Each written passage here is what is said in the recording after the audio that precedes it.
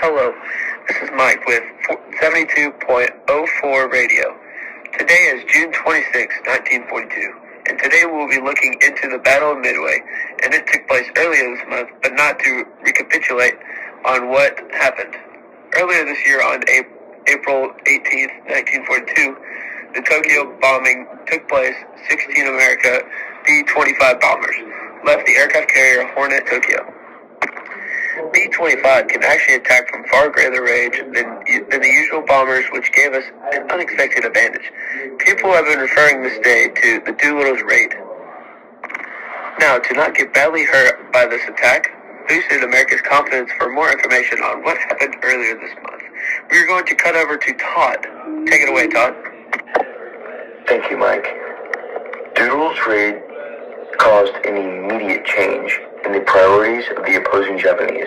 They are now determined to destroy our fleet in order to prevent future attacks to Tokyo and the Emperor. The commander of the Japanese fleet, Admiral Yamamoto, has devised a plan to lure the American fleet into battle. His plan was to attack Midway Island due to it being the last American naval base in the North Pacific. But what the Japanese didn't know was that we had cracked their code talkers with our code breakers, and we were able to be alerted by Yamamoto's plan long before it was set into action. American Admiral Chester Nimitz ordered for U.S. carriers to be stationed adjacent to Midway. When the Japanese launched their aircraft onto the island on June 4th, we were ready to use our anti-aircraft guns, which wiped out 38 of the Japanese planes. Japan was about to go for a second attack when American planes launched off, and the Japanese were caught between attacks with aircraft, fuel, and bombs exposed by decks of their carriers.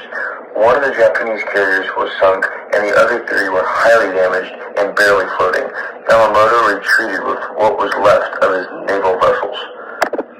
This battle has been a great turning point in the war for America. The Japanese lost 4 large carriers and 250 aircraft, putting Japan in a pinch with trying to recover materials they did not possess. We have now put Japan on the defensive. Back to you, Mike. Thanks, Todd, and that will just wrap things up for now.